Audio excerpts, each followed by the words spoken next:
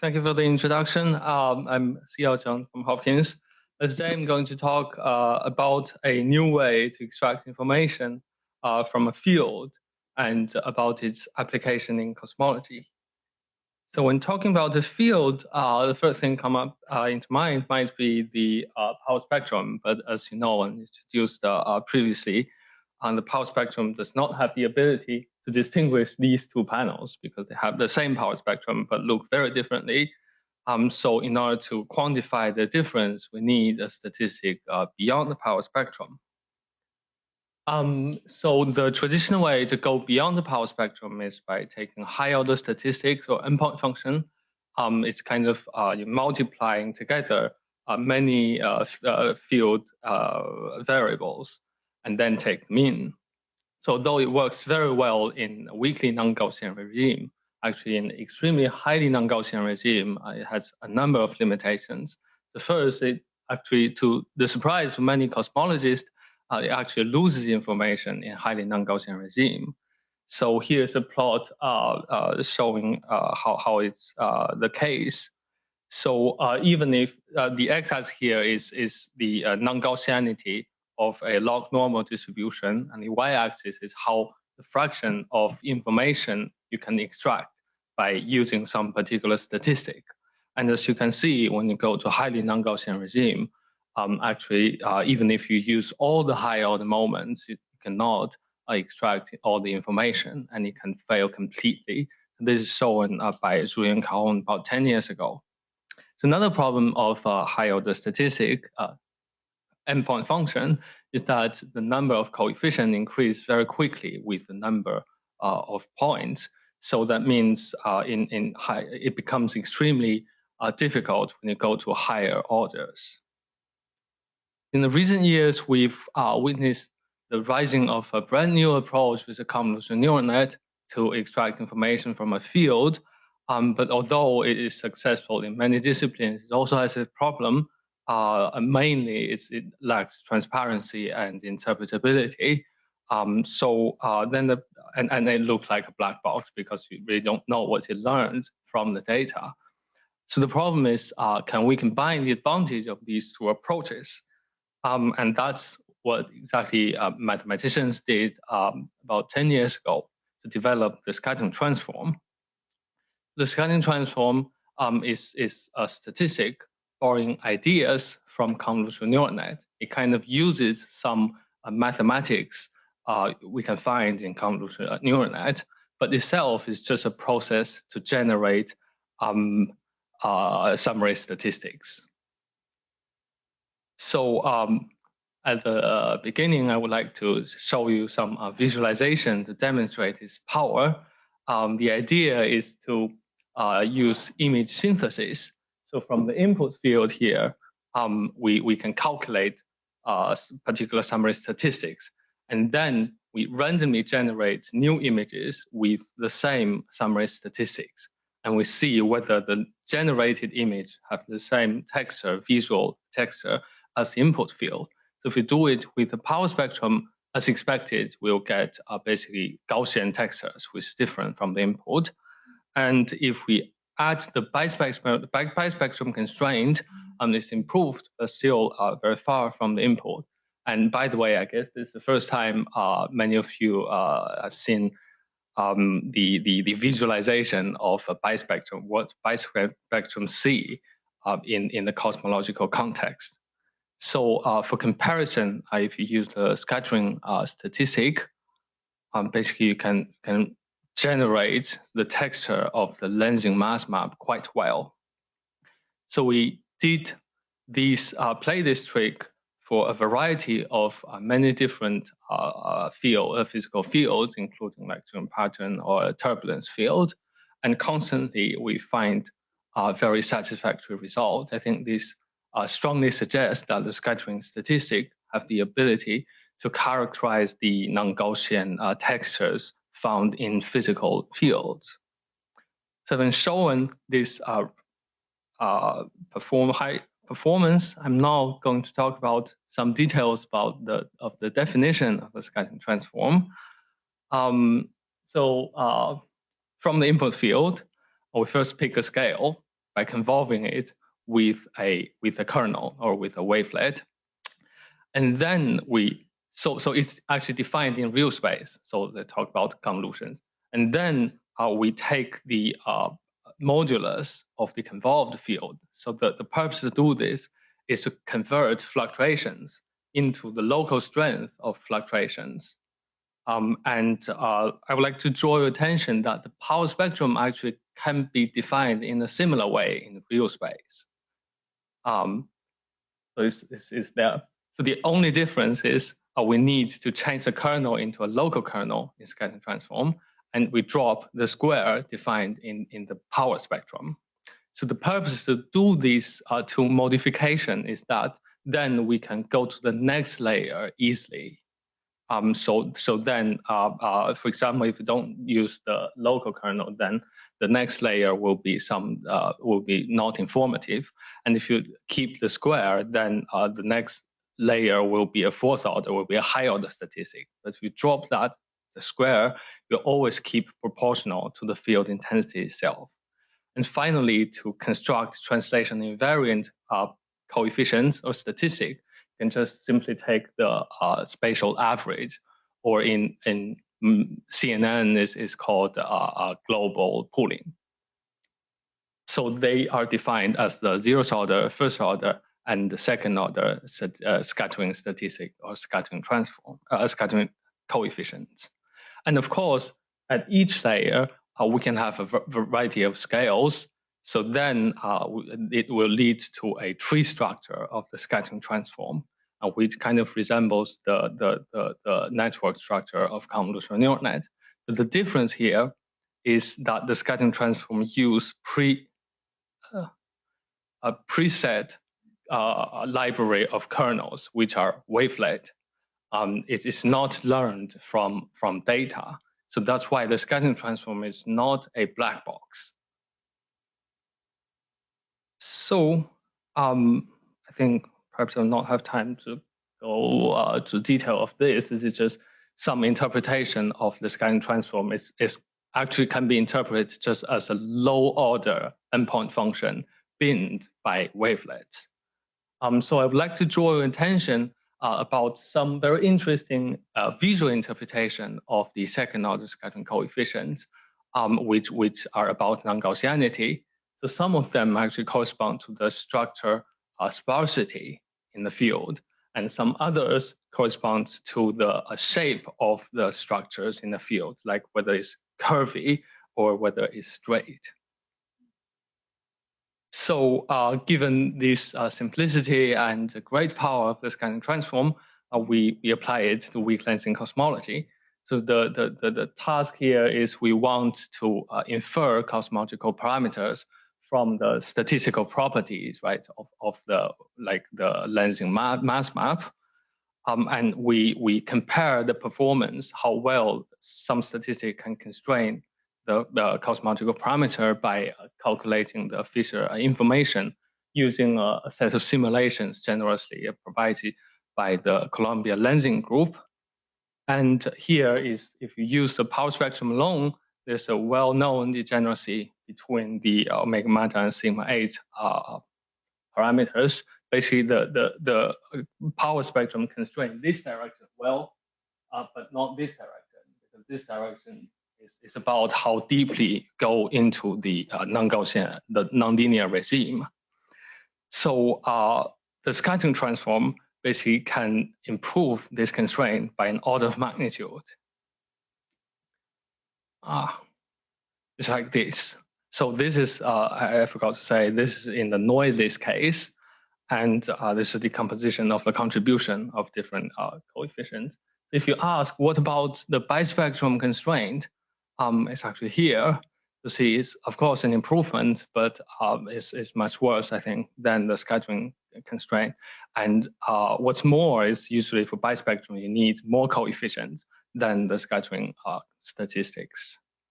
So in the noisy case, we kind of find very similar results. Here, the plot x-axis noise level, decreasing noise. The y-axis is the constraining power. So first thing is that even in this noisy realistic case, there are still substantial non-Gaussian information in the lensing mass map.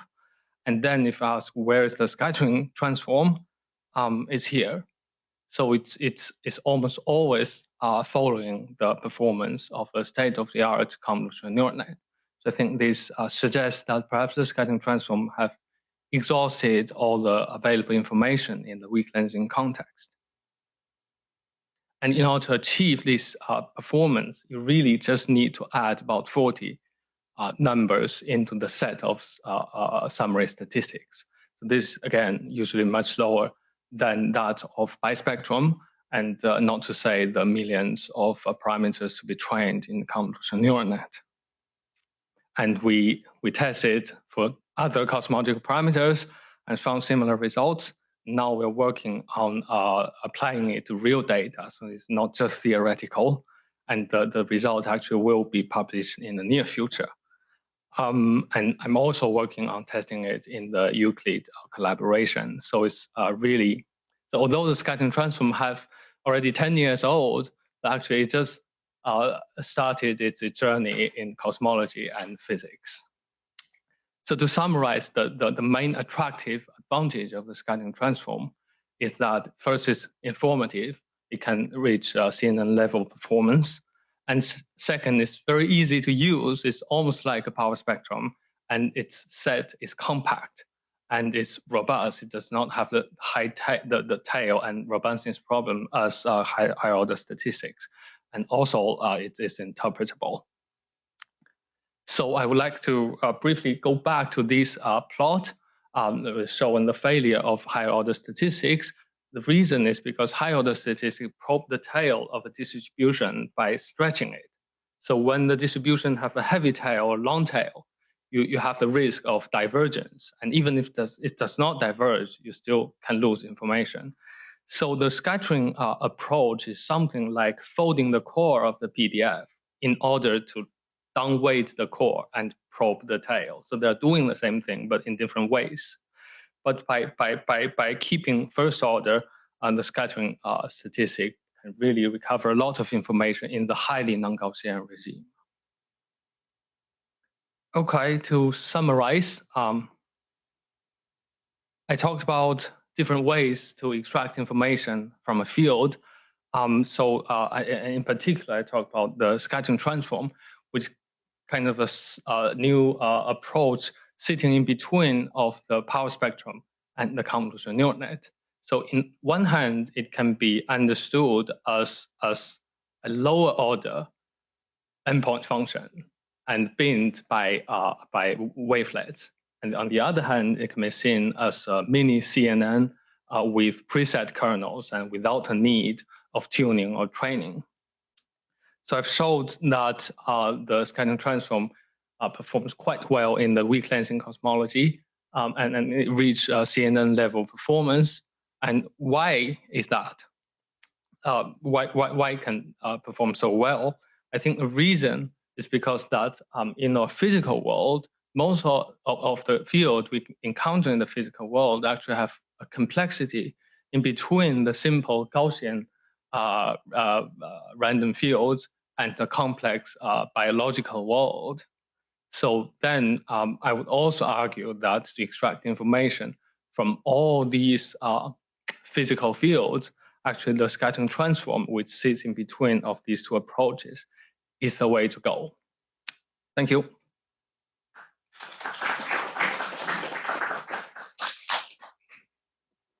Questions for Siha?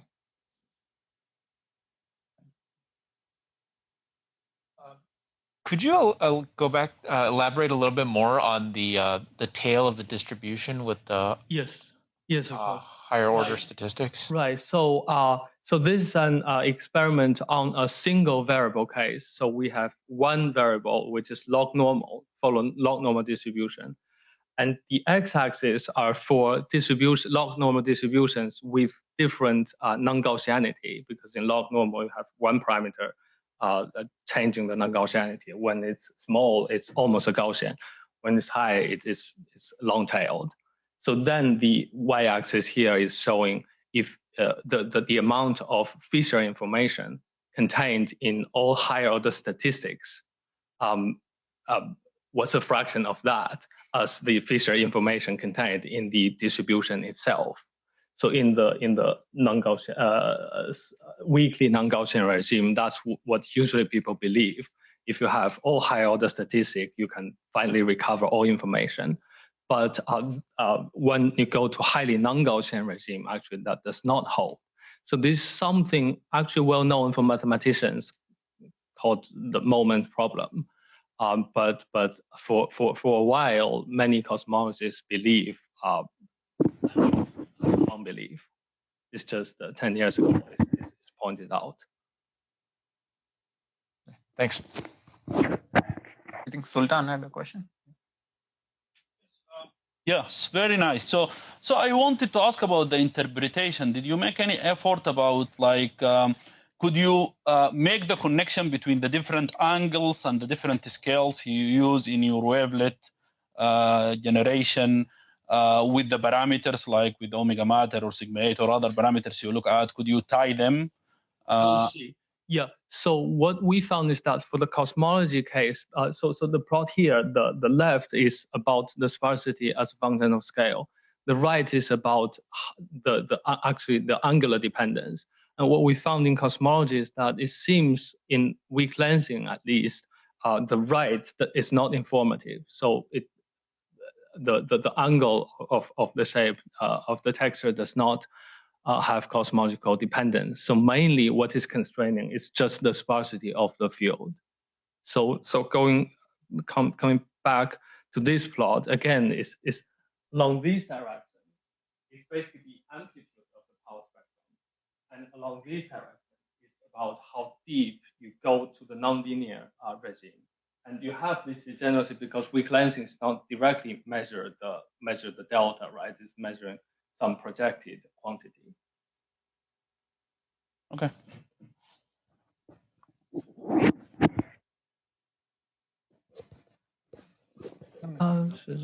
Can you hear? Yes. Can you say something about how you picked these wavelet functions and whether they matter? Oh yes, of course. Did you try many different ones before? Yeah, that's a very good question. So it's about the choice of kernels wavelet. So I think we've done some experiments, and it turns out that it does not influence the result very much. It's because actually almost all the wavelet is some bandpass filter in Fourier space. So although they can look different, but the idea is that you have a range of scales in Fourier space selected by the wavelet. So the commonly used kernels in scattering transform is so-called Molet wavelet, which is just a Gaussian in both real space and Fourier space. Right, but we do test it others. It does not change it very much, although, so for example, if you use just step functions in Fourier space, the performance actually deteriorate. It's worse. Yeah, but it's not very much. It's about like a factor of, I think, 0.7%. So it might be an interesting question of how to optimize the kernel shape in the cosmological context, but we haven't done that yet. Colin. Yeah, thanks. This is interesting. I had a few questions. So first, do you apply any smoothing to the simulated maps before you apply the scattering transform? Do you have a sense of how your results look as a function of the smoothing scale that's applied? Yes, that's a good question. So we did the smoothing for the lensing map. We chose it to be 1 arc minute in this case. So if you change the smoothing scale, of course you lose information at small scales. So one, I think, attractive property of the scattering transform is that it's actually still defined in terms of scales. So because we know if you smooth it, basically you remove the high K information. And that's kind of equivalent to abandoning the scattering coefficients corresponding to high K. Right. Yeah. I mean, the reason I ask is that in a real weak lensing analysis, you don't want to naively include the information on small scales because we think it's contaminated by things like baryonic feedback physics, which presumably you're aware of if you're applying it to real data. So do you have a sense of, at what point, at what level of smoothing would your constraints sort of get back to looking like the power spectrum constraints? I mean, at some point, eventually, if you smooth the map enough, it will start to just look like the power spectrum, because on the linear regime, we know the power spectrum contains all the information. Yes, that's right. So I think we haven't done the test explicitly, but I can imagine what you said. It'd be interesting to know what scale that happens at. I see. Yeah, that's a good suggestion. Thanks. I guess then my final question is just, this is actually the plot I was interested in. So you have the comparison of this to the case of power spectrum plus bispectrum. But if I understand the rough cartoon level, I don't know, understanding what the S0 plus S1 plus S2 correspond to, wouldn't a more fair comparison be to the PDF plus the power spectrum plus the trispectrum, since it was roughly the mean P of K and then P of K of P of K? Yeah, yes and no.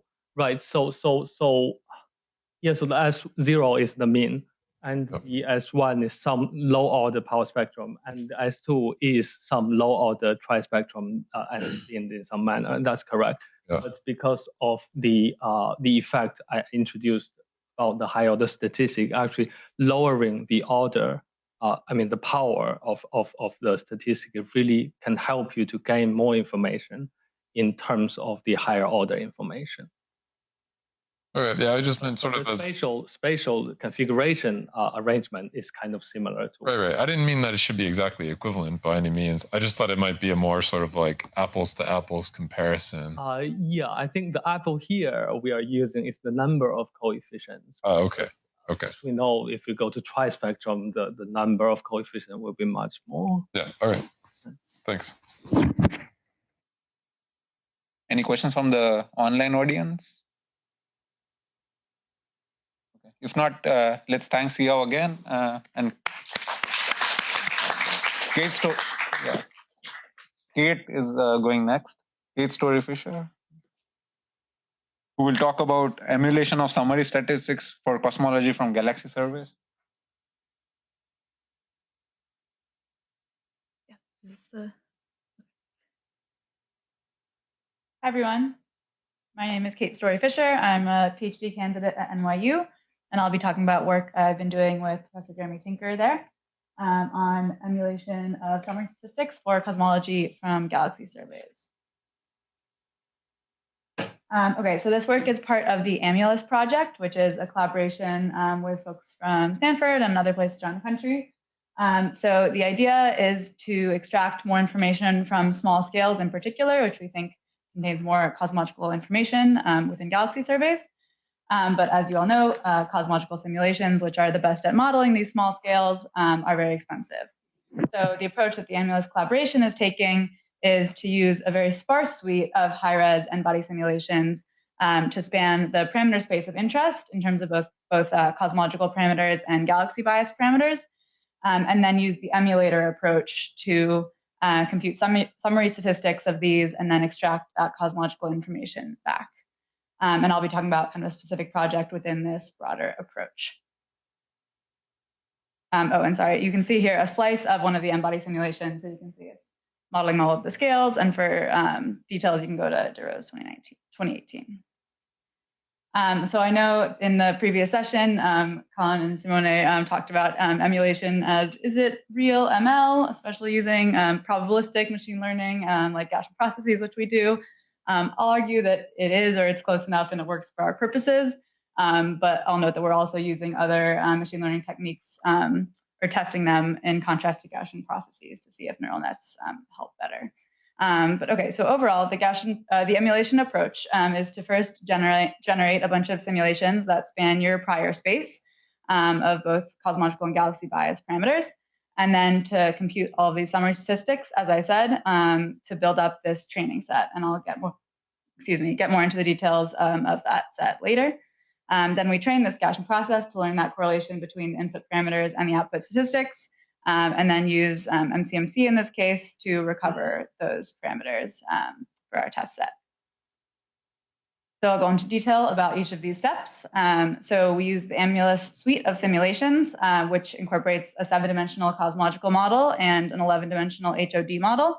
And that includes, HOD is the halo occupation distribution, which is a way of modeling where galaxies fall within halos and the bias between the two. And this also includes 3 assembly bias parameters, which was referred to earlier in various talks about the dependence of where galaxies fall within halos on properties other than the halo mass. So in this case, we're going to consider the local density. And so our training set it consists of 40 cosmologies, and we populate those with 100 different HODs each. So that's 4,000 mock training set. And you can see in the black points how they fall across our cosmological parameters. And then we have a test set with only 7 cosmologies, but 5 realizations each, so we can get a handle on sample variance. And so that's 700 total mock catalogs for the test set. So the standard summary statistics that are often used for this purpose are the projected correlation function, WP of RP, which here on the left, you can see the 1 halo and 2 halo term pretty clearly if you're familiar with that. So this is just an example from one of our models that I've computed. And then on the right, we have the monopole of the correlation function, which is Fourier transform of the power spectrum. So these are the ones that are typically used. And we can train our Gaussian process emulators on these statistics. So for those of you not familiar with Gaussian processes, these are basically use a probability distribution over all possible functions that fit our data, of course, constrained somehow here by a kernel function that we choose. But basically, we can think of it as a fancy interpolator, like we can think of a lot of machine learning models that we were saying earlier, as just a mapping of our inputs to our outputs to try to interpolate that parameter space. So we spent a lot of time tuning our Gaussian processes, the choice of kernel, the scaling of our data, which do make a big difference. And we can see here how we train it with the input training set and the known parameters, and then we can apply it to our test set. So here is how we did. So we have the projected correlation function on the left and the monopole on the right. On the top, the lines are the emulator predictions running mostly through the truth values, which are the open circles. And then in the middle, we have that fractional error between the truth and the prediction. So you can see we're at around kind of max 10% error, usually less than that in each bin. And so we train this on 9 bins of each of these statistics. And then on the bottom, we can see that kind of overall error in each of the bins compared to the sample variance. So we can see that for WP, we get down to about 2% error, which is quite good for what's usually kind of what's known as about a few percent error in the theory on these, or about 1% error. And then not quite as good, around 5% for the monopole, but we get down to 2% at certain scales. So the idea of my project is to go beyond these standard summary statistics and look at other statistics, but that are still interpretable, and we might be able to understand kind of what information they're adding. So this is somewhere in between. It's a lot easier to compute than like higher order statistics like the bispectrum and trispectrum, and it's more interpretable than neural network compression techniques. So these are kind of using known statistics in the literature that are known to give us improvements on both cosmology in the case of the marked correlation function. It's known to improve sigma 8 constraints, and the underdensity probability function, it's known to improve HOD and assembly bias parameters. So briefly, the UPF, you can think of it just throwing down randomly placed spheres in your simulation and counting up the number density, and it's a function of the how many spheres are underdense as a function of the scale of the sphere. Where the marked correlation function is the monopole just weighted by the local density, which we compute as a number density in a sphere of 10 megaparsecs. And I have little kind of notes about the shapes of these, but so they actually are helping us probe the kind of the local density in the regions and different kind of populations of galaxies. But you can think of it as just new statistics that we're throwing into our emulator approach in order to improve our constraints. And so our emulators, I should say down here, we have the how well they perform. And we get down to quite good error for the UPF and still very good error for the marked correlation function, comparable to the projected correlation function. So here's a quick summary of some of our initial results. So I'm just showing for a single test model or test simulation how we do on recovery tests when we use our emulators in MCMC, which is obviously much faster than having to run a new simulation at every point, which is untenable. So on the left, we have a few cosmological parameters that we're sampling and the constraints just from WP. In the middle, we have a few of our HOD parameters. And on the right, we have all three of our assembly bias parameters. So you can see that even with just WPRP, we can get a little bit of constraints, but it's actually fairly close to our training prior. So we're not actually getting too much information from this standard statistic. But when we add in the UPF and the marked correlation function as additional observables, we improve the constraint significantly on some of these. So not too much with the cosmology, maybe a little bit on sigma 8 as expected with the marked correlation function, although we have a very slight bias for this particular model. In terms of the HOD, we get significant improvement. So we can see that the UPF significantly constrains the velocity bias. That's VBS, is the velocity bias of satellite galaxies. And then the marked correlation function significantly improves our constraints on MSAT, which controls the minimum halo mass at which satellites populate dark matter halos. And then in terms of assembly bias, we also see significant improvement, particularly from the UPF. And so this is really interesting to know how exactly these kind of void statistics and local density statistics are going to help us particularly constrain density-based assembly bias. And so this, of course, was just one test simulation.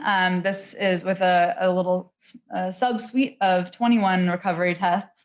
And right now, these still take a while to run, even with the emulator. So this is results in progress. But so far, I'm comparing WP to our full chains with the projected correlation function, the monopole, the UPF, and the marked correlation function in the dark blue. And these are cumulative histograms. And so if just to explain how these work exactly, if we had a perfectly peaked Gaussian around the mean, we would have a low line and then a step function along that black line and then across the top. And so you can see we're getting tighter constraints closer to that nice step function with the full chains significantly compared to just using the projected correlation function as the standard statistic. And so we're currently kind of running more combinations of these observables to understand exactly where this information is coming from. But with these tests, we can see that we're getting a lot of useful information from these non-standard statistics that probe the local environment. All right, so in summary, we trained Gaussian process emulators that can emulate summary statistics from our suite of AMULA simulations at the few % level. We're working on comparing that to neural network emulators and other types to see if we can improve the speed and accuracy there. And the nice thing about Gaussian processes is we can also incorporate the uncertainty, which is really useful for analyzing our results.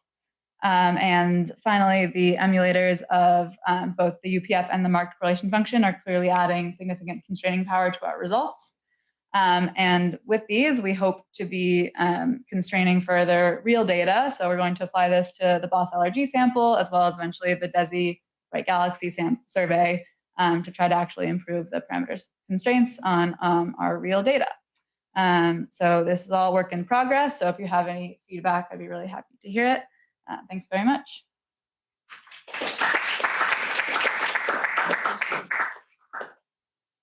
Questions for Kate? Oh, Shirley, anyone, Boriana or Shirley? Thank you. Yeah, super nice talk. One quick question is, have you tried this with redshift space distortions, or is this just in real space? So this is redshift space, yeah. So all of our mocks we put into redshift space, and so they're using that information to try to get these constraints. Yeah. Okay, thank you. And for the assembly bias parameters in the HOD model, do you happen to remember how they play into the HOD?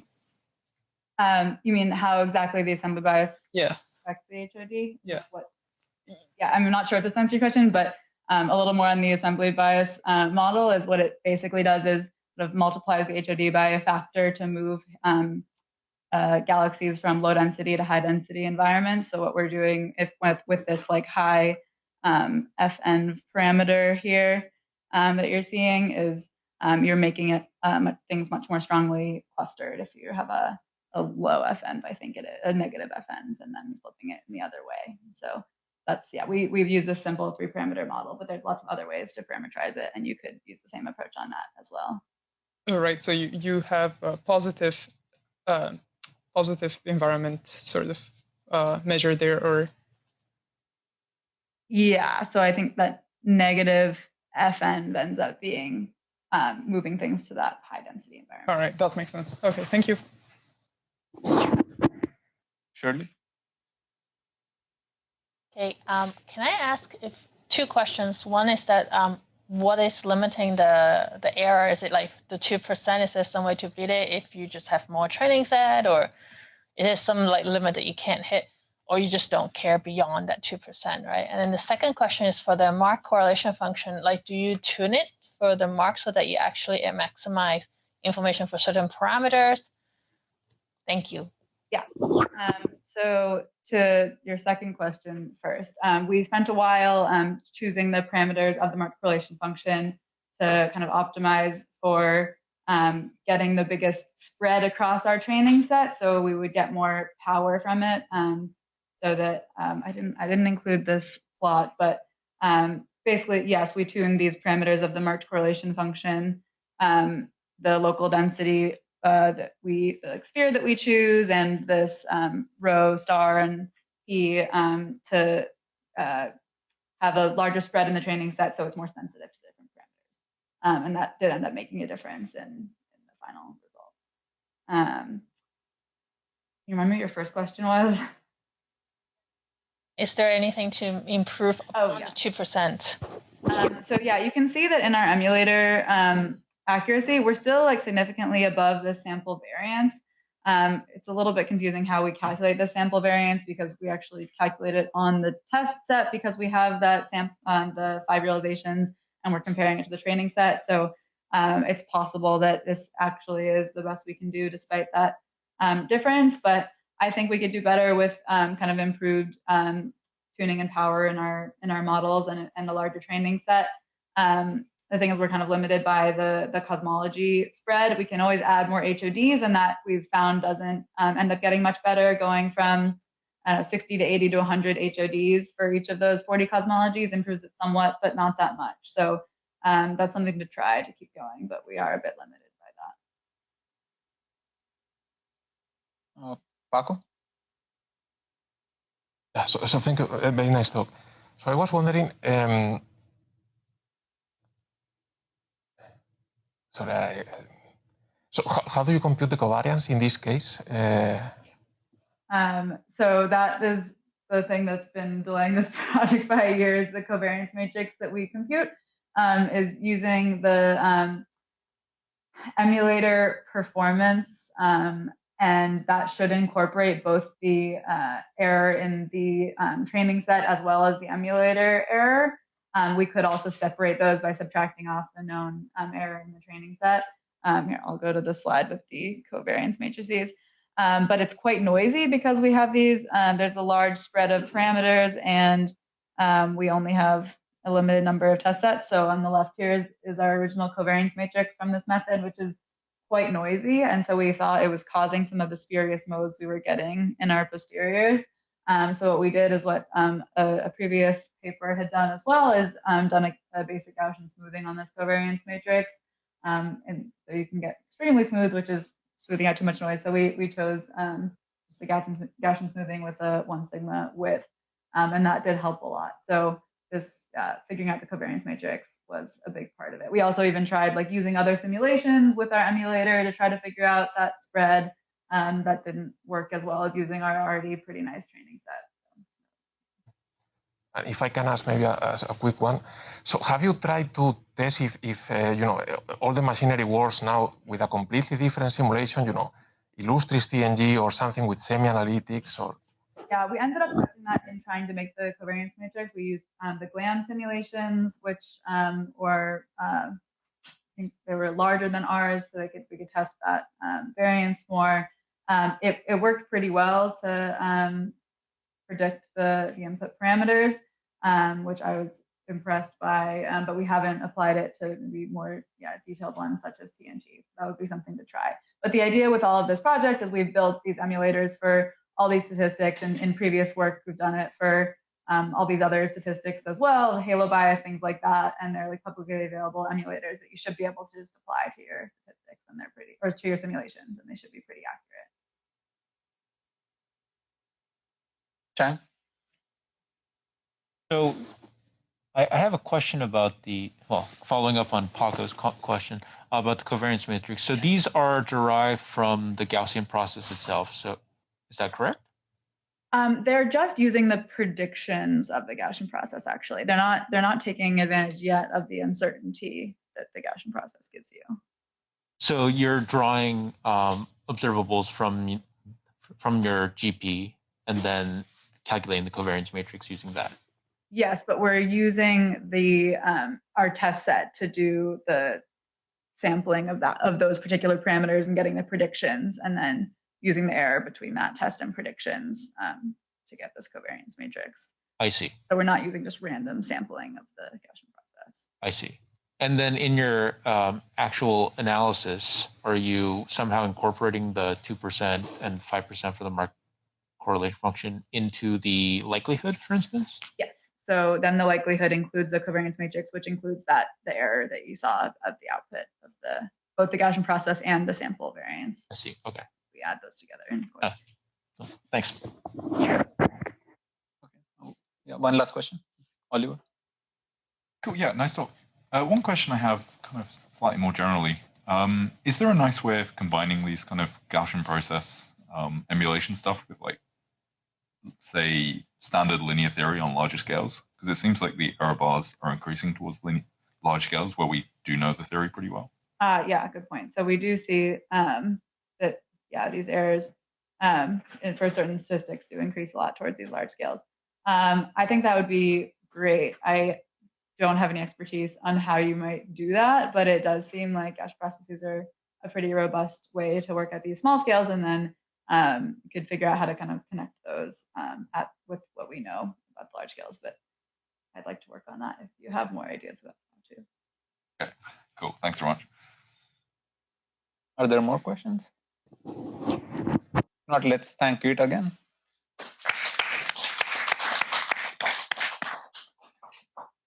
The next talk would be Agnes Perte on categorizing cosmological models with unsupervised learning. Thank you. Hi, everyone. So I will talk about the work that I led in the past year to apply unsupervised learning to find our way in theory space with the amazing data that we will have in the coming decade. So beyond measuring the tensor to scalar ratio with cosmic microwave background experiments, or measuring the dark energy equation of states W with large-scale structure experiments, we also want to test new physics. And when you break the standard model, there is actually a lot of freedom in theory space. For instance, for inflationary models, there is this whole suite of models as listed in the Inflationary Encyclopedia. If you're interested in tests of gravity, there are 4 different ways you can break general relativity, and that leads to a whole family of different theories of modified gravity. And on top of that, you have dark energy models, curvature, extra relativistic species that you want to test. In general, we parameterize those models, and then we measure the parameters to test if they are different from the standard model of cosmology. Now, in the case of weak lensing and clustering, for instance, as we do in DES, we go from the image of galaxies to summary statistics And so, for instance, in this case, the 2-point correlation function of the ellipticities of galaxies. And from that, we go to constraints on the cosmological parameters and these parameters of the extended models. And this step is very time-consuming and very computationally expensive, as we talked about earlier. First, because you need simulation to model the nonlinear scales that you want to take into account in your analysis. And when you do the posterior estimation using either MCMC or nested sampling, and I agree, in like 10 years, I don't think that's what we will use. But still, at the moment, this takes a lot of time, because the parameter space is more complicated, and the Boltzmann code is also takes longer at each likelihood evaluation. So here the question is it worth constraining all the models? Can we kind of optimize which explore new physics in an optimal way? And by the way, I'm in the non-Gaussian session, but I'm very much a 2-point function type of person. But you can imagine bispectrum instead of 2-point function here. This is applicable to a whole kind of models and observables. So the approach I propose is to use a dimensional reduction algorithm to simplify the theory space. So the idea is to map the models into a 2-dimensional space based on the impacts of these models on the observables of interest. And to do that, self-organizing maps are a perfect tool. So they help represent a multi-dimensional space into a low-dimension pixelized map. So you can see on the right a schematic view of what it does. If you were to train a self-organizing map on paintings, it would cluster kind of the paintings that look the most alike, for instance, that have faces in them and trees in them at the bottom right. So the closest pixel or neurons on the map would correspond to data that look the most alike. So now imagine instead of paintings, you train the sum on cosmological parameters, and then you will be able to see which model overlap on this map, which will mean that this model have the same impact on the observable of interest, and that maybe you don't need to constrain both of these models. So in collaboration with Shubhane Mati and Dan Masters, who are specialists of using self-organizing map for photo-Z estimation, with my students, Bridget Momini and other cosmologists at JPL, we applied that to the case of modified gravity theories probed by cosmic shear. So we go from this space of modified gravity theories then to our observables, so the 2-point correlation function, psi plus and psi minus, as the cosmic shear, as a function of the angular scale between galaxies on the sky. And from there, we go to our self-organizing map. So as a first approach, just to show the idea of this approach, we take a pretty simple case. We fixed the cosmological parameters. We pick 3 different theories of modified gravity that have a cosmological impact. So F over gravity, the dialecton and symmetron models that kind of behave as a fifth force. And they are parameterized by the parameters here in this table. And then we select 100 values of these parameters within a prior range. From these parameters, we use the Cosmosis code using the MGChem Boltzmann code to compute this cosmic shear 2-point correlation function, psi plus and psi minus. And we use 10 redshift bins because that's what we expect with LSST, for instance, or Euclid. We select a part of the range of the angular separation, theta, for psi plus and psi minus. And in the end, we flatten this data set, and we end up with something that have 45,000 elements. And then we use the SumPy Python package to produce a 6x6 pixel self-organizing map grid. And to tell how alike two models are, we use the Euclidean distance metric. So in the end, we have a total of 500 models. So we train our self-organizing map on those models. So the way it worked, just briefly, is the grid of neuron is shown the input data, and each point of the grid will be weighted, strongly weighted if it's closest to the input data, and less weighted if it's further away. And then we repeat the process until the grid describes the input data well. So in our case, we initialized the grid with the principal components, and we needed 3 epochs to finalize the training.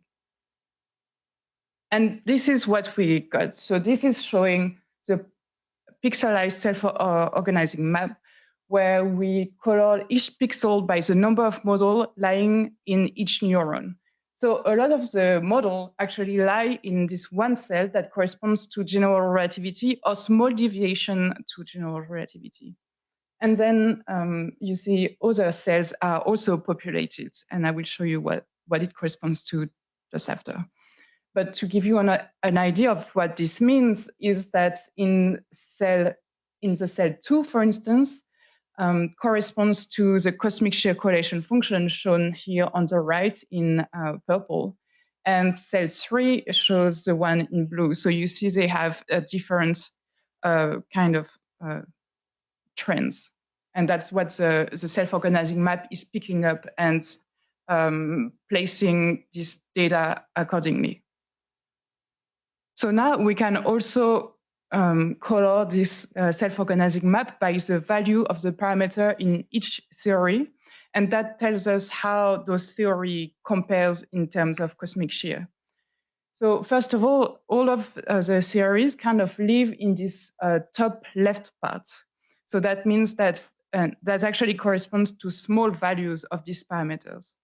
So basically for the small values of modified gravity parameters, they have the same type of impact on cosmic shear. But then you see that for the Dialyson model, it's lying on the top part only, which and this top right part is not overlapping with any cell from the F(r) or the symmetron model. So that means that if you were to only constrain F(r) gravity with cosmic shear, then you would miss some information that you would get if you were also testing the Dialyson model. And then we also wanted to see how does that compare to a dynamical dark energy that is often parameterized as W0 WA. So we compute the cosmic shear for a different combination of W0 WA and map that on this self-organizing map trained on modified gravity. And we see that a lot of the model are relying only on 2 cells, these 2 cells on the top and the bottom.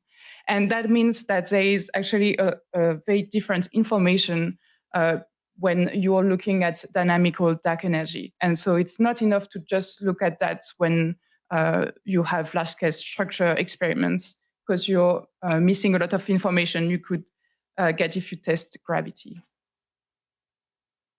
So this is our first study. And the next step is to see how actually if you measure the cosmic shear, how does that impact your ability to distinguish between different modified gravity theories. And for this case, we would compute the chi-square pair each per cell in the self-organizing map, given a fiducial data vector. And that will kind of lead to a type of contour plots, and we will be able to tell, okay, with this covariance matrix, I'm able to separate between F(r) gravity and the Dialyson model, for instance.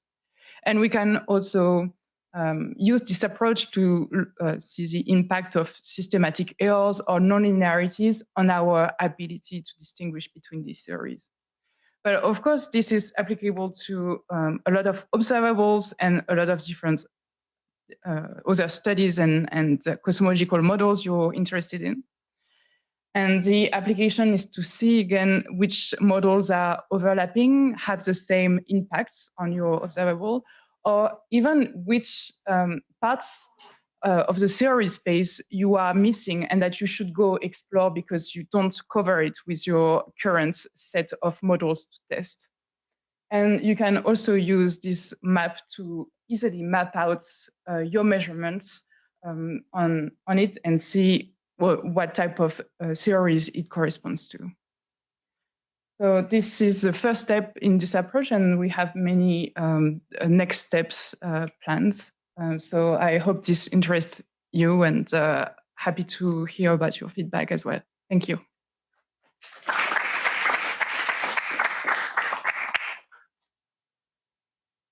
Questions for Agnes? Vanessa? I'm a little bit curious about the self-organizing map. I'm not sure. It might be a little bit of a special question, but what's the advantage of self-organizing maps versus like other dimensionality reduction tools, and then running a clustering algorithm on top of that, like UMAP or TSNE, for example? Yes, actually.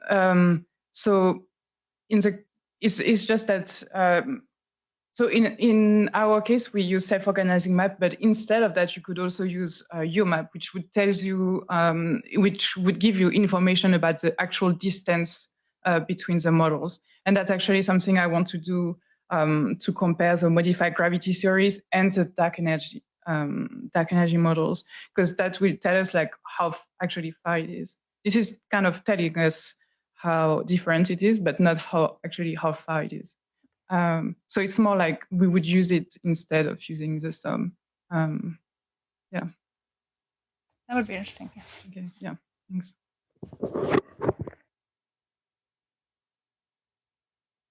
Any more questions? Paco? Yeah, and also I'm not very familiar with these things. So do you need the data to be like one-dimensional vector, or can you work with three-dimensional or four-dimensional data? So in our case, we flatten our data to have just like one-dimensional data vector. But like for self-organizing map, you can give it anything, I think. But the package that we use, I don't think it can. For instance, it cannot take images in inputs. But I think self-organizing map can use image and even self-organizing map as inputs. So, yeah. Any questions from the online audience? If not, let's thank Agnes again. Thank you. Next speaker will be Colin Hill, who will talk about non-Gaussian information in CMB secondary anisotropies.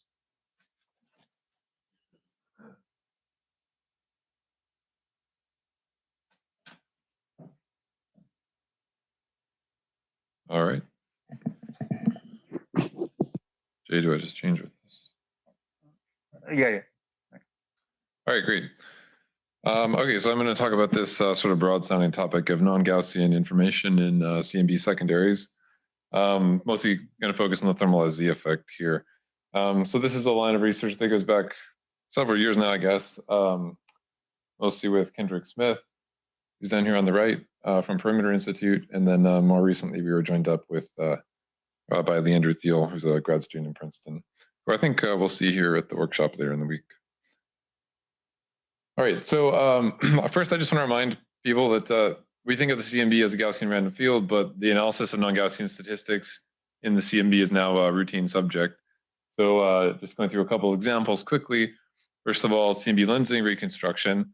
When we look at the power spectrum of a reconstructed CMB lensing convergence map, that's a 4-point function of the CMB temperature and or E-mode fields. We're very used to seeing that. We've now measured the kinematic Sinyaev-Zeldovich effect through cross correlations with large-scale structure tracers. All of those are actually also non-Gaussian statistics. They're 3-point functions. either of the form TTG, where T is the CMB temperature and G is a galaxy tracer or other large-scale structure tracer, or of the form TGG. This is an example of the former class in a paper led by my student Ola Kuziak that was just published in PRD, where we measured the K/Z effect through cross correlation of this form with Planck data and data from the WISE satellite. And Simone was also involved in this work. And then lastly, the thermal Sinaev-Zeldovich effect. There have been robust detectors now of multiple higher order statistics of the TSZ field. I'm going to talk about the example here on the left involving the 1-point function for most of the next part of the talk.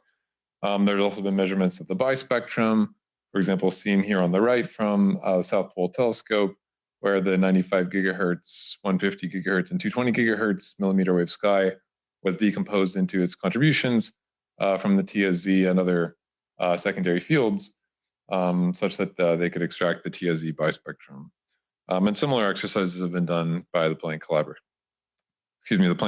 as well. All right, so let's turn to the subject of the TSZ field.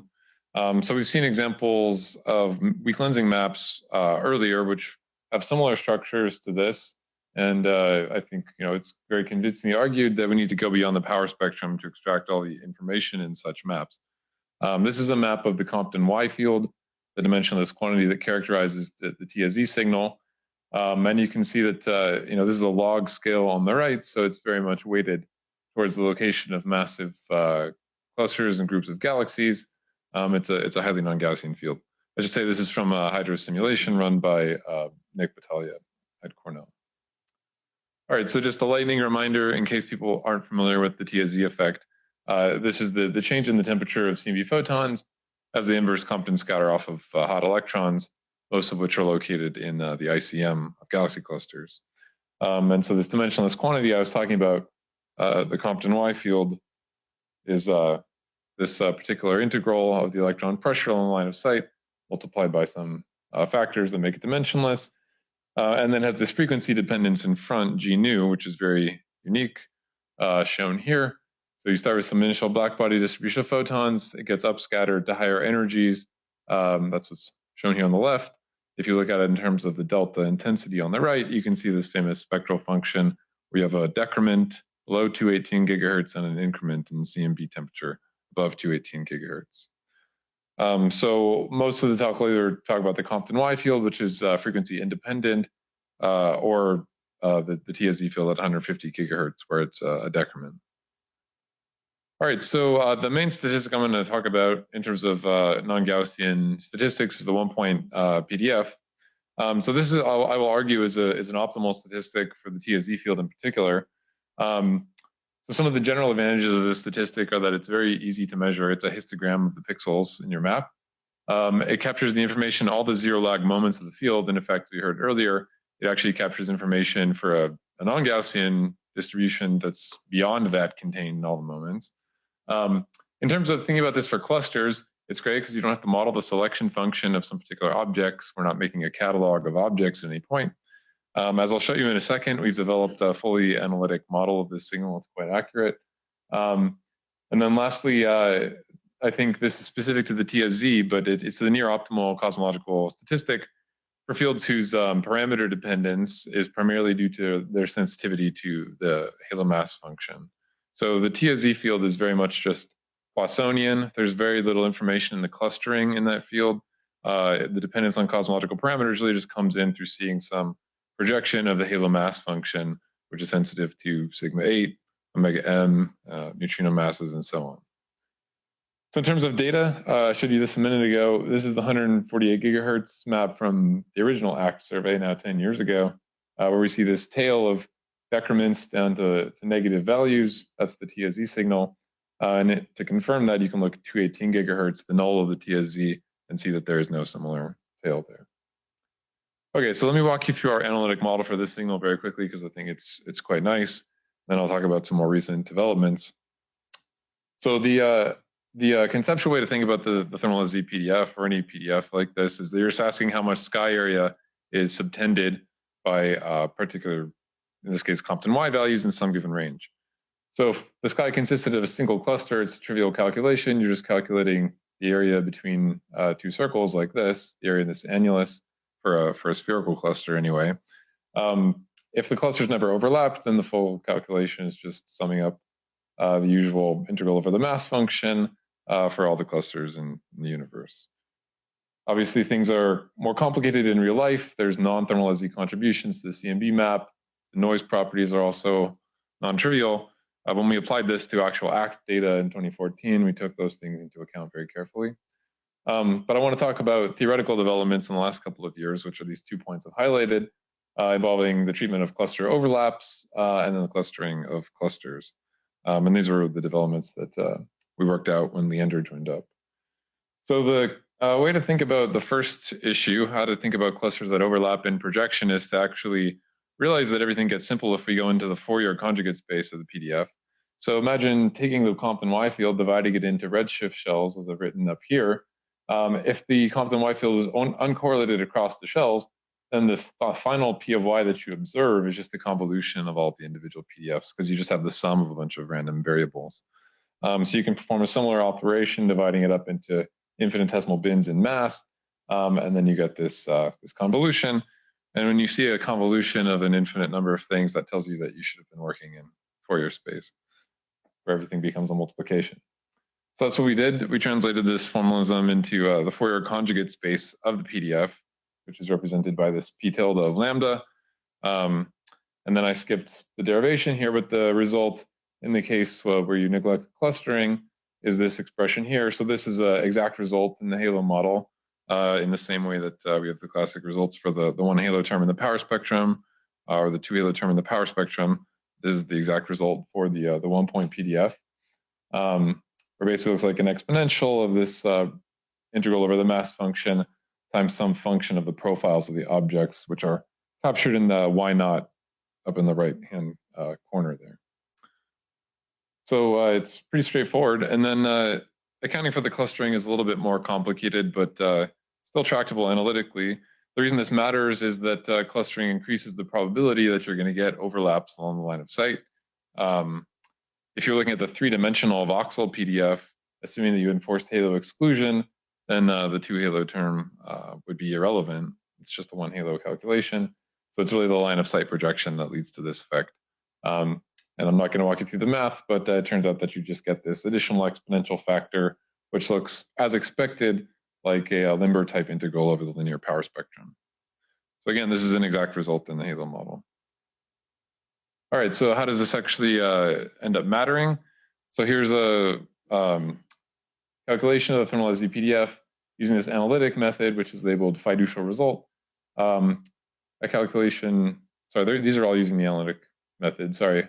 Fiducial result, which was without accounting for the overlaps or clustering, sorry, including the overlaps or clustering. The blue is without, and the red is including the overlaps but not clustering. So the dominant difference, which is shown in the bottom here, in terms of the residual, comes from, in this case, the inclusion of the overlap effect, which is important at the level of tens of percent for the thermal LZ field.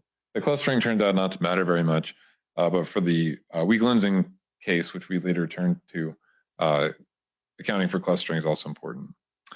So then we compared to simulations. So now the black curve is the analytic result. The dashed red curve is what we call simplified simulations, where we just throw down a bunch of clusters in a Poisson distributed fashion. So those can be generated ab initio very quickly. And then the blue is full hydrodynamic simulations. In fact, the ones I showed you a picture of earlier. So we get a nice match here with the analytic method. The hydrosims turn out to be incomplete in the mass function as you go down to low masses. And we showed in the paper that that discrepancy you see as you go towards the peak of the PDF, which is only at the level of 5% or 10%, is just due to the incompleteness in the mass function in the hydro simulations. So the formalism seems to work quite well. One nice thing about having the analytic models that you can look at parameter dependence or study contributions to the PDF from various mass and redshift ranges, which we did in this paper. Here's the parameter dependence. So you can see it's quite sensitive to sigma 8, as expected, because we're looking at basically a projection of the halo mass function in the exponential tail. It's also sensitive to omega m and has some sensitivity to the neutrino mass as well. Of course, we're looking at gastrophysical observables, so it's sensitive to the parameters describing the pressure profile. But one nice thing is that this has a significant enough difference in sort of the parameter dependence that you can break the degeneracies between gastrophysics and cosmology. All right, let me maybe skip this, just quickly say that we showed explicitly in this paper that these improvements in the analytic model were sufficiently large that they would need to be taken into account for PDF analysis with upcoming Compton Y maps from the Simons Observatory. All right, so now here at the end, let me first talk about weak lensing and then talk about what we've been up to since these papers came out. So in one line, you can say, how do you translate this to the weak lensing convergence PDF? And it's just replace Compton Y with weak lensing kappa and all those equations I showed you. It turned out to be a little harder than that. Took us a little while to get this to work, but eventually we did. And that was the second paper with Leander down here. We're comparing a similar analytic model to what I just showed you to the massive news simulations that we saw earlier from Jielu and others, including me. So these are different redshift slices where you're seeing the analytic calculations in red and the simulations in black. The match is very nice. After we realized that we needed to account for basically the finite resolution of the simulations, which you obtain by matching at the power spectrum level. So the finite resolution of the simulations leads to these smoothed analytic curves, the dashed red curves, which then match the simulations very nicely. So this whole formalism really does work for a number of different cosmological observables. All right, so then the last thing you want to do after you have some nice analytic model of some cool non-Gaussian observable is to constrain parameters with it. And this is the remaining thing that I think we don't know the answer to. Kendrick and I have thought about this for years, off and on. We don't think that this likelihood function is actually tractable for the PDF observable. What it looks like is basically a Poissonian, basically a Poisson distributed observable for which the likelihood function should be the cache statistic, which people from the cluster world will recognize. But in this case, the bins have arbitrary correlations amongst them. So in the PDF that I showed you earlier, you can imagine you have a single cluster that contributes both to bins near the peak of the PDF, as well as to bins that are further out in the tail, which leads to complicated correlations across bins. But the counts in each individual bin follow a Poisson likelihood. We haven't been able to really solve how to do this.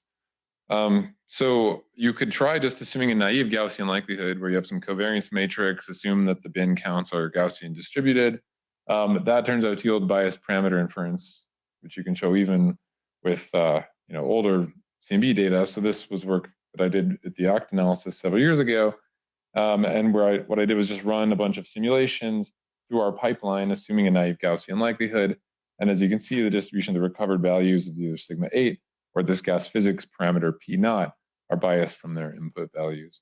And what we did was to basically Gaussianize this observable by just chunking a bunch of the bins together so that the counts were then Gaussian distributed instead of Poisson distributed. But you lose information when you do that because you're losing some information about the shape of the distribution. So the opportunity here then is that this seems like a perfect setting with which to demonstrate the utility of likelihood-free inference, where you don't have to know what the likelihood function is, and that's what we've been working on more recently. So as I'd mentioned, we have this simple simulation code where we just throw down a bunch of Poisson distributed clusters. We can generate huge numbers of simulations easily, and that type of modeling probably suffices for upcoming experiments. So what we're doing now is basically just coupling this to the Delphi code that we heard about earlier. So here's some very preliminary results that'll just flash up at the end.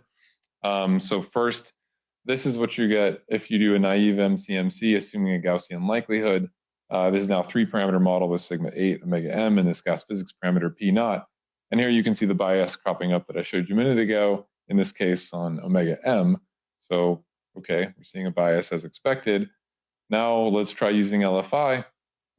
Indeed, the bias now seems to be eliminated. We get posteriors that more or less are centered on the input values. The sigma 8 one looks a little bit weird. But it doesn't seem to be quite as constraining as we were expecting based on, say, a Fisher calculation. So that's why this is labeled extremely preliminary. I say Leander is the one leading this work. But I'm optimistic that this is a nice test case to show what you can do with LFI when you don't actually know the likelihood function of your observable. All right, so let me just wrap up. Hopefully I convinced you we have this very cool analytic model for this non-Gaussian statistic, which is kind of a unique thing to have. It's very accurate for thermal SZ and also works quite well for the weak lensing convergence field. We're trying to solve this problem with the likelihood function. As a reminder, why we're doing this, in case it wasn't obvious, it's that we want to tighten up constraints on sigma 8, possibly neutrino mass, and certainly cluster astrophysics parameters. So the usual arguments for using higher order statistics.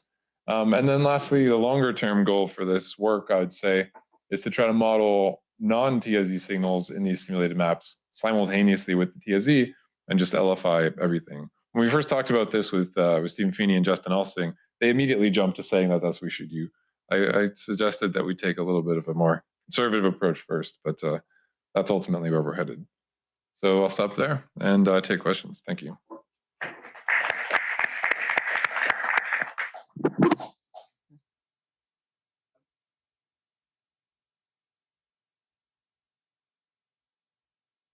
It's great as usual, but I have two related questions. One is, you said the variance in each bin of the PDF is Poisson.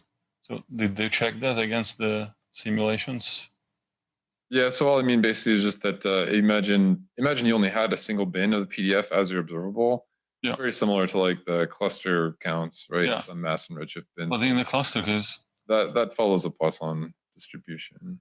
Yeah. But the challenge is that here you have a whole bunch of bins, each of which follows a Poisson distribution, but they're also correlated in a complex, arbitrary way. And that, yeah. I thought in the cluster case there is sample, correlations do matter. So what we found when we looked into the literature on that topic is that people end up approximating that likelihood as Gaussian when you account for that sample variance term. Which I'm actually not sure if that's completely accurate. Nick and I were talking about this last year. Then the related second question, have you thought about some intermediate to get the likelihood or the covariances? Just put random circles, Monte Carlo, some random circles, and measure the covariance. So it's not so much that we don't know what the covariance is. Like we can actually calculate the covariance of the PDF analytically as well. That's in the second paper with Leander. The problem is just that even given the covariance of the PDF bin counts, it turns out that's not a sufficient amount of information to compute the likelihood function accurately. You actually need to know moments beyond the second in order to compute the likelihood for this observable. So that's why we think LFI is the way to go, probably. Yeah. Okay, thanks. Any other questions? Shirley? The LFI version, like, do you imagine you doing like sort of postage stamp style, or do you want to do like the whole field? Yeah, all the tests that we're doing are sort of postage stamp-ish. They're on, I think, few degree sized simulated maps. Eventually, though, yeah, we'd want to do it on maps that are as large as the ACT or SO maps. Yeah, I think that's further down the line.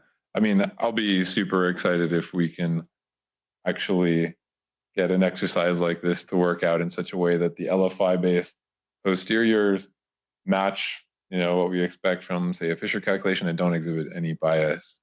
I mean, this would be a case where LFI actually solves a problem that we don't know the answer to in advance, which I would be very excited to see that happen.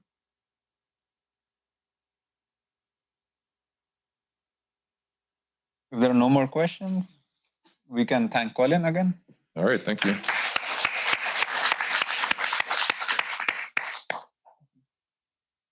The next speaker would be Louisa Lucy Smith. She'll be talking about deep learning insights into dark matter halo formation. Please take it away. Can you see my screen?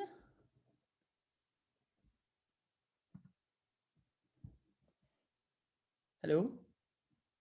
1 second. Yeah, we can't see your slides on the main slides yet. Oh. On the Zoom, it has shared the screen, but not on. Okay. Let me try again.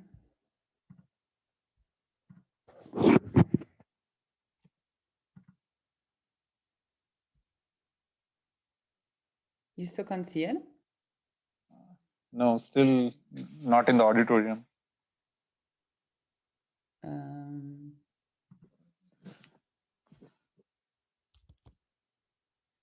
On Zoom? Yeah.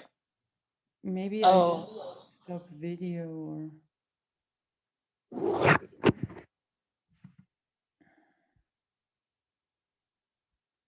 Is it definitely connected properly? Weird.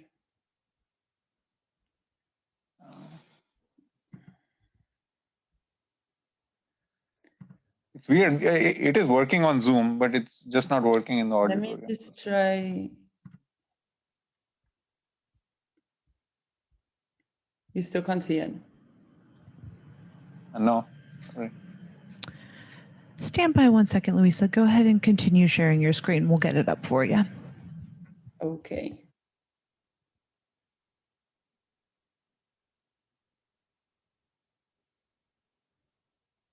Shall I stop sharing? Because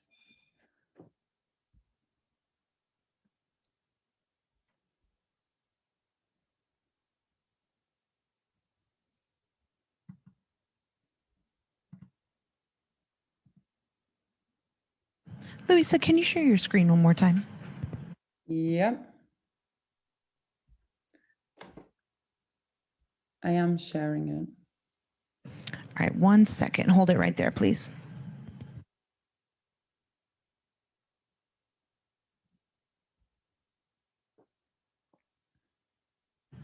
All right, you are all set. Okay, perfect.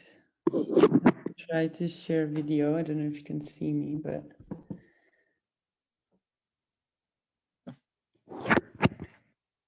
Okay, shall I start? Yeah, please go ahead. Okay, sorry everyone for the technical problem. Hi, I'm Louisa Lucy Smith, and I'm a postdoc at the Max Planck Institute for Astrophysics in Germany. I'm very sad not to be there in person, but hopefully there'll be another workshop like this in person soon. Okay, so today I'll be talking a bit about what we've been trying to do with deep learning is to try and understand a bit more about cosmological structure formation. So, as you all know, today's large-scale structure is basically a rich network of dark matter halos and filaments that are surrounded by empty voids, which all originate from tiny perturbations in the density of matter early times. So what I'm interested in is to try to build a physical model of structure formation. So how can we build a model that maps these small linear density perturbations at early times in today's rich, complex network of large-scale structure, and answer questions like how do properties of large-scale structure emerge from these early times perturbations. So what I've been focusing on in particular is dark matter halos. So the most accurate method that we have to model the formation of dark matter halos is really through n-body simulation. So in n-body simulations, you start from early times when the density fields can be very well approximated by a Gaussian random field, and then you evolve that through just the equations of gravity, and then you obtain this highly nonlinear density field where the largest overdense regions are what we call dark matter halos. But really the most widely accepted physical picture that we have of halo formation comes from analytic models. And the problem is that due to the fact that the complexity of this model is limited by the fact that they need to be solved analytically, they can only provide qualitative understanding of how halos form. So what we've been trying to do is to see whether we can use machine learning to learn the mapping between the initial conditions and the final dark matter halos in n-body simulations, and use this mapping not so much as an alternative to n-body simulations or n-body surrogates, but to actually try to understand more about how dark matter halos form. So to try to gain insights into the physics of halo formation. So what we did in this work here is to turn the problem of halo formation to a deep learning model. So as I said, with n-body simulations, you start off from the initial conditions, which are typically the realization of a Gaussian density field at early times. And then, as I said, in the n-body simulation, you evolve it just using the equations of gravity, and then you get at redshift 0 a whole range of halos where you can extract their properties and learn about the structures that formed. So in this case, we focused on halo masses, but this approach can be used for different halo properties. And so what we did is to take the same inputs that we use for the n-body simulations and feed that to a 3D convolutional neural network, because the inputs are inherently 3D, and then predict the final mass of the dark matter halos that result from the simulations. So basically, instead of the whole n-body simulations, we want to go from the initial conditions density field to the predicted final halo masses via a 3D convolutional neural network. Now, of course, for a single simulation, for single initial conditions realizations, you have many different halos and many different halo masses. So to create this mapping between the initial conditions and the final halo mass, we do this basically for every particle in the simulations. So at redshift 0, we pick all the particles that end up in a certain halo. We trace back its location, the location of that particle in the initial conditions. And then we use as inputs the initial density field centered on that particle positions. So the input to the CNN is basically a sub-box of the full initial condition simulations centered on the particle position. And then the output is the mass of the halo to which that particle belongs at redshift 0. And so you can then repeat this for all different particles that are in different halos for many different simulations. And so you can then train your network to predict the final mass of the halo to which a certain particle will belong, starting from the initial density field in some sub-box around that given particle. And so by training the network on many different particles across many simulations, the model learns to predict what aspects of the initial perturbations, the initial density field, will be relevant to predict the final mass of the halo where these particles will end up in at redshift 0. So our model is actually a fairly simple model, compared to all the complex neural network and deep learning models that there are. It's just a simple convolutional neural network, which has many different convolutional layers and pooling layers, and then a couple of dense layers at the end to make the final predictions. And the question is, well, why do we want to use convolutional neural networks and not other machine learning methods? And the real advantage of these models is that they don't require featureization. So with more standard machine learning models, you always need to create some features from your data that then you use to as input to your model. But in this case, it's really the CNN that learns directly from the initial conditions, raw data, what are the features that are relevant to predict halo mass. And this is exactly what we wanted to use the network for, is to understand what properties, what features of the initial conditions density field are relevant to establish final halo masses. Now, the disadvantages of these kinds of models is that deep learning algorithms are known as black box algorithms. So if our aim is to understand what aspects of the inputs is the CNN learning, how can we do that if these models are black box algorithms? So the question is, how do we extract physical knowledge from a deep learning algorithm if it's hard to interpret? So we used a really simple interpretability technique that allowed us to understand what information of the inputs was the CNN learning to predict final halo masses. So the technique is simply to remove part of the information carried by the inputs, and then retrain the model to measure the resulting change in the model's performance.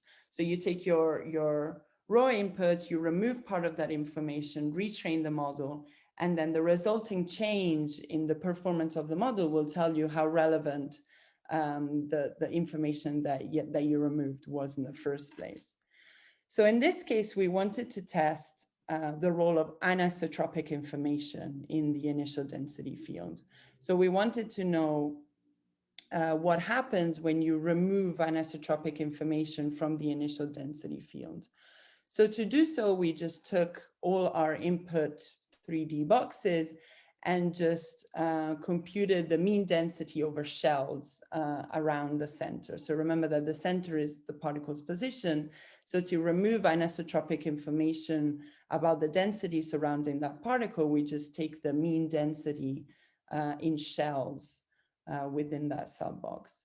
And so in this case, we have two models, one that uses the full information of the initial density field, and the other that only uses this average density information. So then with the two models, as I said, we compared the predictions of the two models. And this is what is shown here in these three panels. So the three panels are basically halos of different mass ranges. And the two histograms are the residuals in the predictions, one from the raw density case, so the model trained on the full information in the inputs, and the other model trained on the average density input, so only information about the mean density over shells around that particle. And basically these two histograms look fairly similar. We've done model comparison using various metrics, and we find that the two models are consistent. So what this means is that the anisotropic information in the initial density field plays very little role in establishing final halo masses, or that the features that the CNN is learning in the first place are equivalent to spherical averages over the initial density field. So in this work, we specifically wanted to test a certain hypothesis, which was, what is the role of anisotropic information in establishing final halo masses? And the question is, can we go beyond that and actually try to develop interpretability techniques that allow you to learn new things about the physics of structure formation without having to formulate a hypothesis in the first place? So this is what we're trying to do in our current work, where we're basically borrowing some ingredients from autoencoders, but using them in a supervised setting.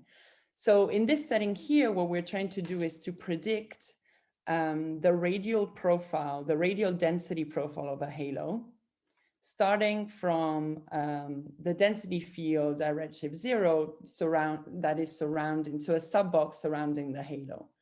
So the idea of this network is to have a first part of the network that is basically the encoder, so that you try to compress the information about, in this case, the halo's inner structure into a simpler, lower dimensional representation, like a latent representation, like in the case of variational autoencoders. And then the second part of the network is a decoder, which tries to answer the question, what is the density at a given radius? So this is what we do, for example, when we have an NFW density profile, when you have a functional form for the profile, and then you can establish what is the value of the density at a given radius. And so the aim is to have this bottleneck here, this lower dimensional representation that compresses the information about the halo's inner structure. And so the decoder then makes its predictions only based on this representation. So if the bottleneck does encode information about the halo's inner structure, then it should be able to make predictions about the density at any given radius. So for this reason, we add an additional input to the decoder that is in fact the value of the radius at which you want the density to be evaluated. So the aim of this project is then to interpret what physical parameters does this bottleneck encode. What is the physics that is encoded in here that describes, that parameterizes the density profile of a halo? So we're basically trying to use the dimensional reduction technique to extract knowledge from the neural network about a given problem that in this case is the density profile. So let me just conclude saying that we've developed an interpretable deep learning framework that allowed us to establish the role of anisotropic information in the initial conditions in establishing final halo masses. And we're now trying to go beyond this and develop this supervised variational encoder to try to extract new knowledge from this bottleneck by interpreting it with respect to physical parameters. And I'm also working on future applications on different halo properties and other cosmic structures like voids. Thank you very much, and I'm open to any questions.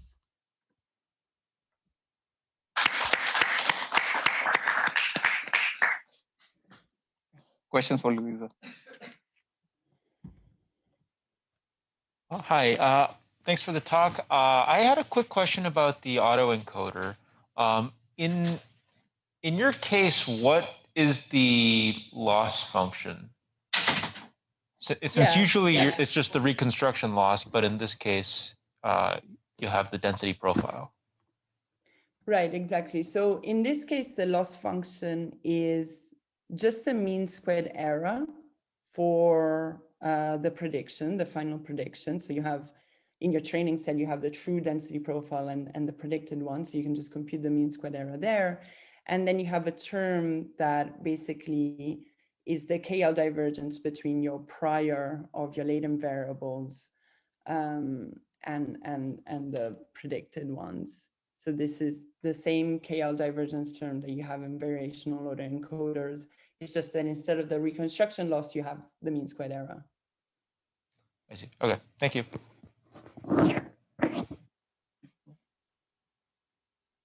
Thanks for the interesting talk. So can we go back to the previous slides showing the histogram of reconstruct mass predictions? So it seems the prediction is not perfect, right? So and you said the input is already the surrounding, the neighborhood of the particle. So I wonder whether this imperfection of prediction is due to the physics outside the box of your input of the network, or that's because of the limitation of CNN, for example. It's not extracting really all the relevant information.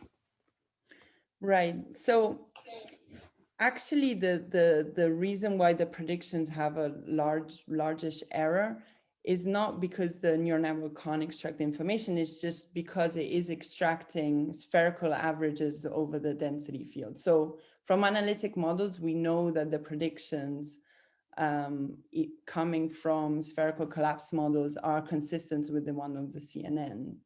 The information that the CNN is missing is all the information about the gravitational evolution. So we're only giving it initial conditions to final halo mass.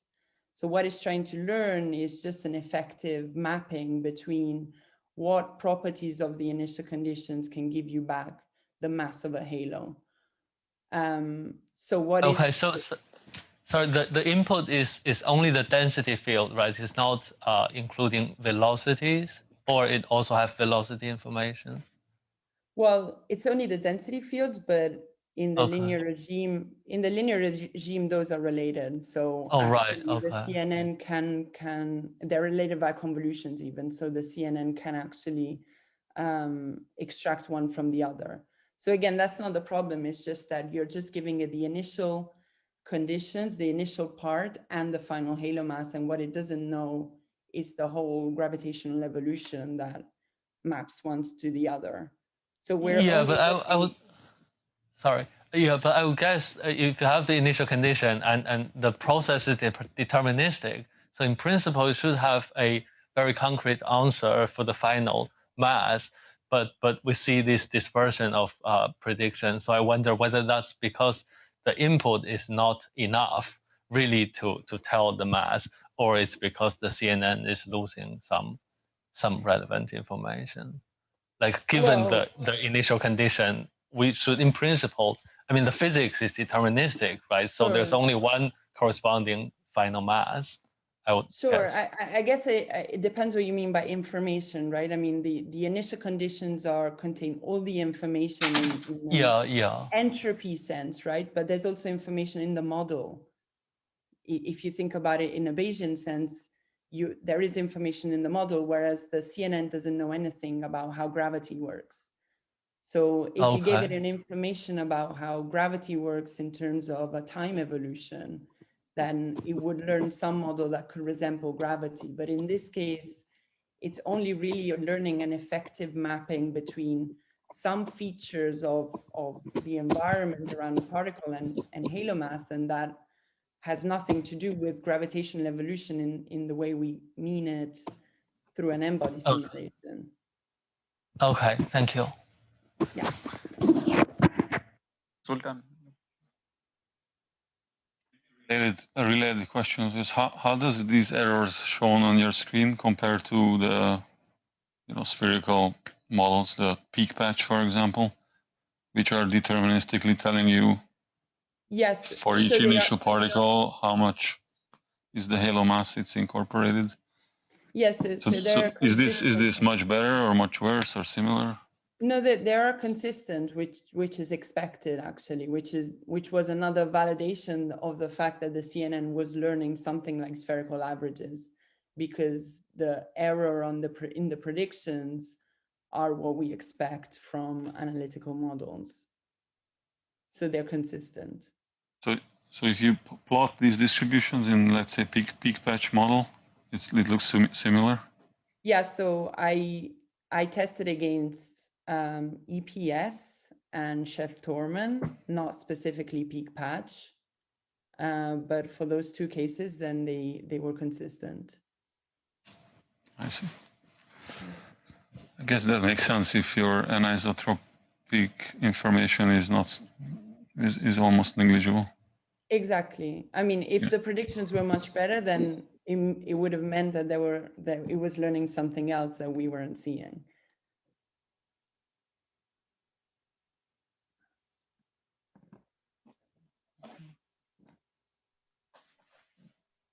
So I have another neural network input-output question. I just didn't fully follow. For your initial CNN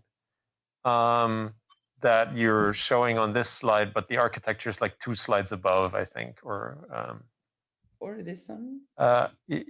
Or 1 slide below. Yeah. So basically, I see a cube going in and I see a value coming out. And I'm wondering how you then predict multiple values. Is that cube that you're putting in, is that a sort of subcube of your data, or is it the whole data cube? Yeah, no, exactly. It's a subcube of the data. So it's basically, yeah. So then you're convolving that whole thing over the big cube.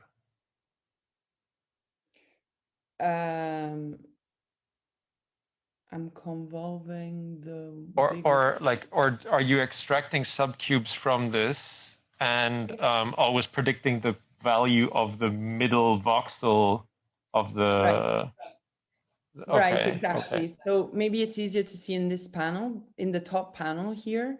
So essentially the input is the sub box around a given particle.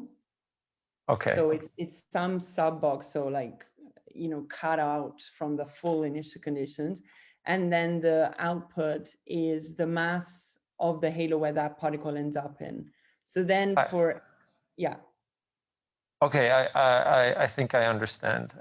So basically, like I was a bit confused because there was a, there's a fully connected layer at the end, but the fully connected layer is basically just a convolutional layer where the filter size is the same size as your data, and then you could move the whole thing over your data, and then it would be like a perfectly convolutional network. That's the thing that I didn't get, but like now I think I understand.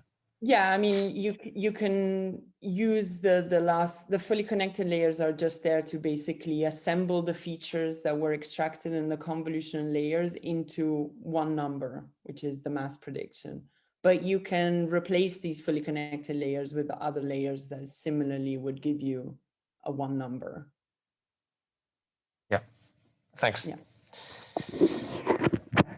I think Abhi had a question.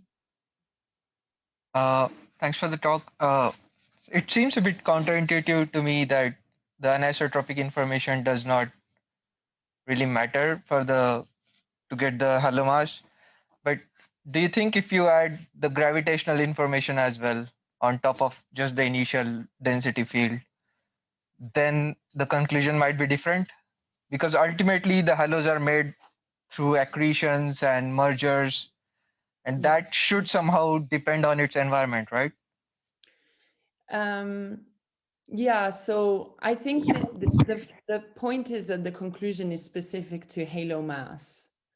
So I'm not sure if adding gravitational evolution information would give a signal for tidal shear, but it could be that for different halo properties, such as, you know, the halo concentration or a different halo property, then anisotropic information is important.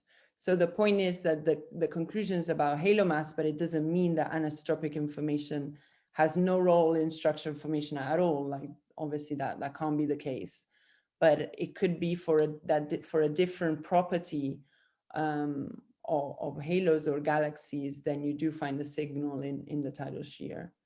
But in this case, we don't for halo mass.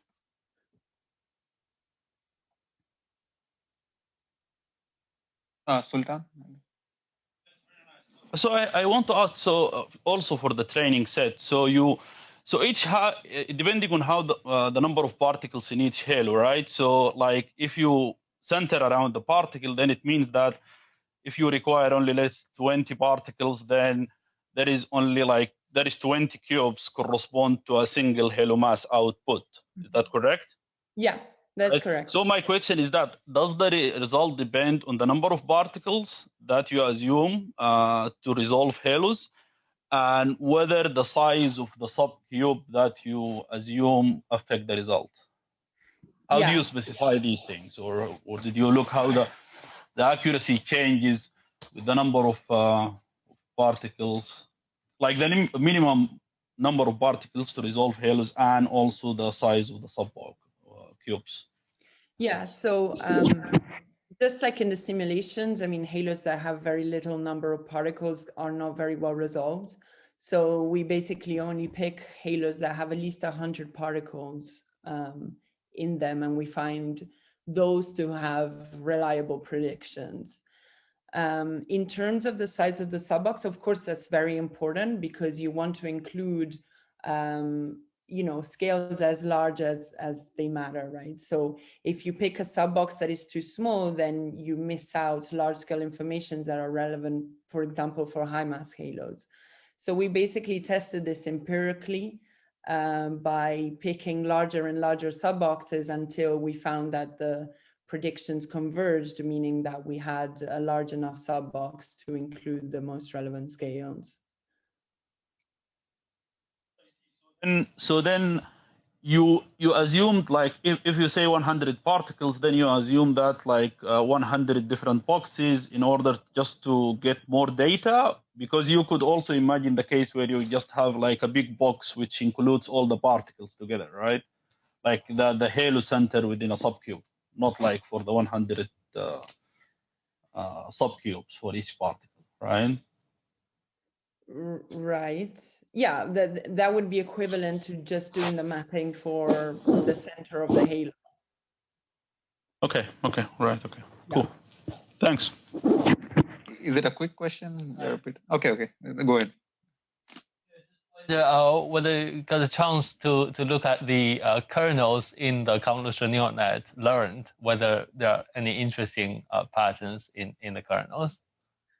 Yeah, I did have a look and I couldn't see anything.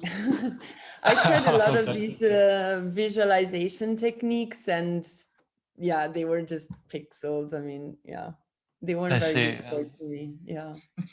Okay, that's quite common. Yeah, exactly.